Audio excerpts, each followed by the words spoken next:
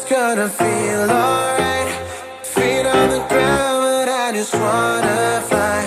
Sing it out loud until our engines die. Can't get away, cause baby you're my glue. Try to escape, but girl I'm stuck on you. Never wanna trade it for something new. I'm so high, I don't know where we're going, but I like what you show. Assalamualaikum and a very good evening. My name is Muhammad Zaid, and today we will be interviewing our guest, which is Mr. Jesse. And now we are at Malaysia Investment Development Authority.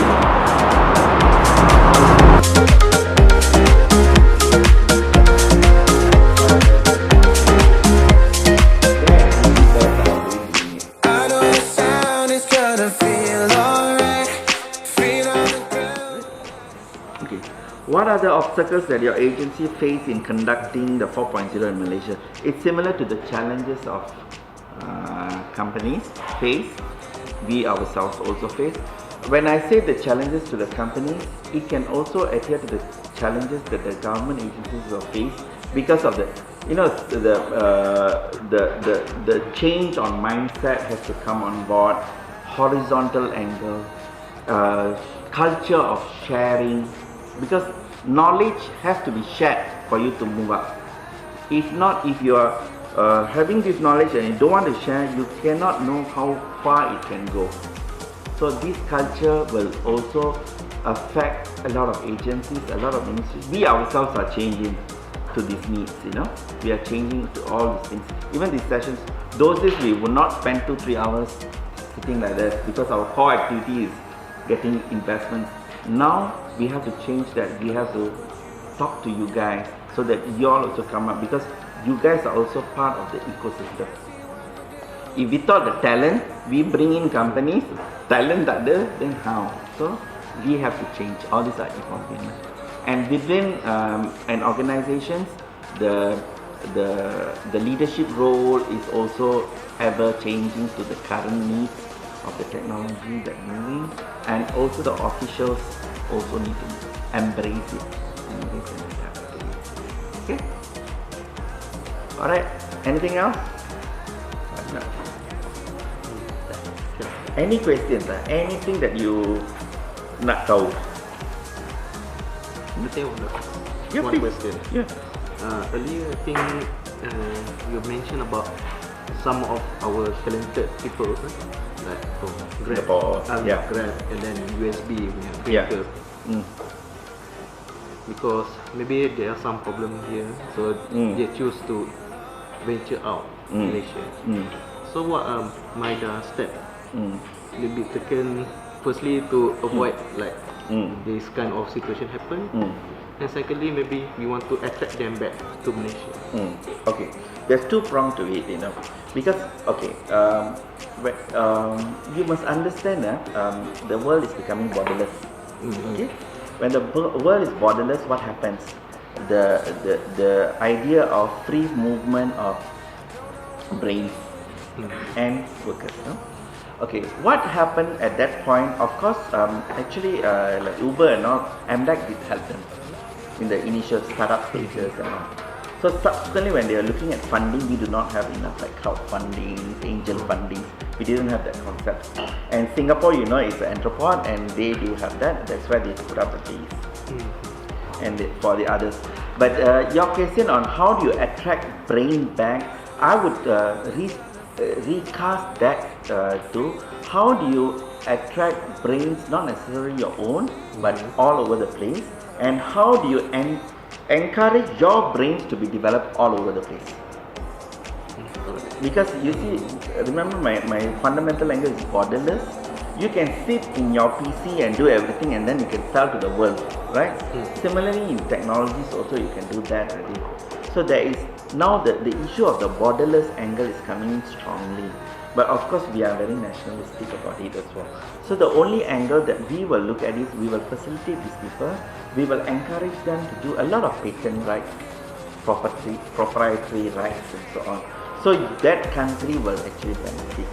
In terms of movements, there will be difficulty on our part to like curtail. Katalah a developed country is offering so much and so on, so it may be difficult. But on the other hand, because it's borderless, say you certain findings you proprietary here and let it move, it's okay because you will still have certain fruits out of it, but technology is moving. And vice versa, we do also get a lot of inquiries, like startup companies from the US are looking Malaysia as a because of we are unique, our strength is because we have three races, especially on the bio field. We have three races, right? Malay, Chinese and Indian. So in the biomedical fields and all, they need to have different culture, have different community. Yeah. So they want to do the testing here, which is easier for them rather than doing in a Caucasian country or in China or in India. So we have that. So what we are trying to do is whatever strength we have, we are trying to attract. Whatever that we have, we are trying to maintain them here, but we cannot curb them in that sense because it's the world punya need. The structure is there. And this one is, like Chairman, you're very accurate. It's not only manpower, it also goes down into the trade angles, So when you go into the WTO and the free trade agreements, the way we are going to structure is also need to change. Subsequently, it will change. Today, certain products under products kita ada tariff codes, right? So certain products are being created, we don't know where to put in the tariff codes. So under the World Custom Organization, they need to relook at it. These are things going to happen, and it's going. There's a lot of things are exciting things that's going to come in. Okay, that's my answer for you lah. But it doesn't. We will encourage certain brains, but we may not want to curb them because technology evolves. That's all. Alright. Opportunities.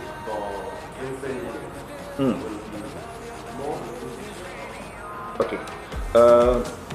Can I ask you, when you say job opportunities, more in the future or less in the future in Malaysia or in the world? In the world. Chemical sector is one of the core fundamental sectors, and it will be there.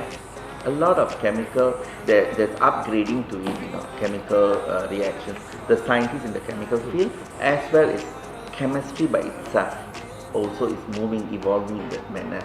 Within Malaysia, if from the MIDA's perspective, I could say that chemical industry is one of our biggest, in terms of numbers of investments, it's quite high, chemical industry. So it is there.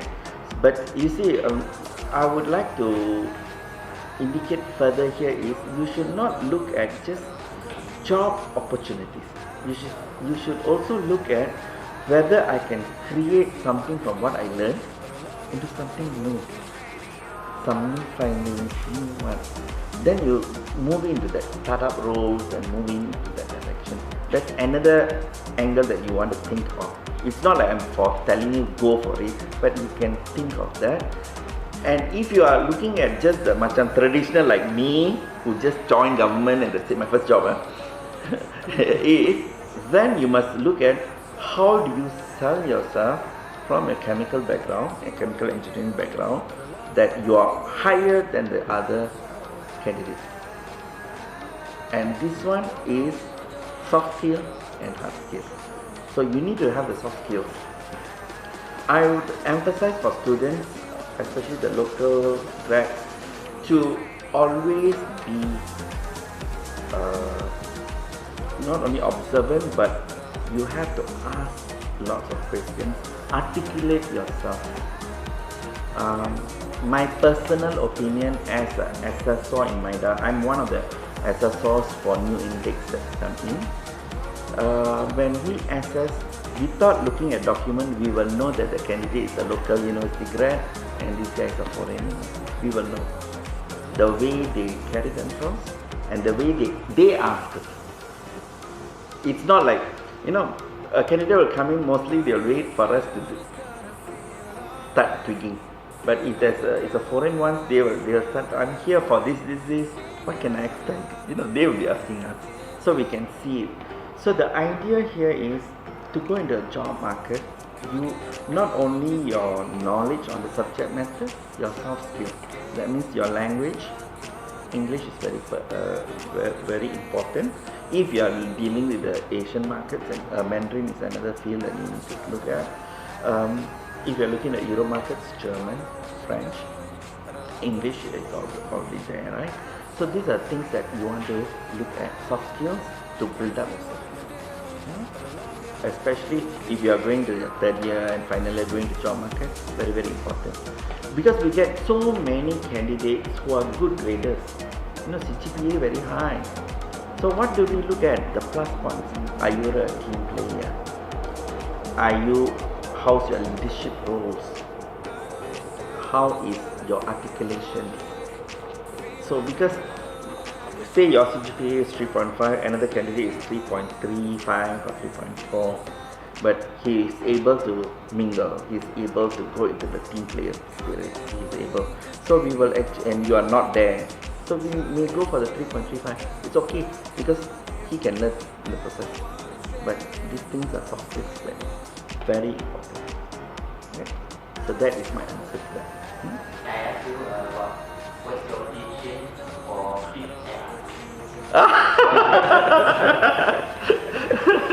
Wow. I may not be alive by then.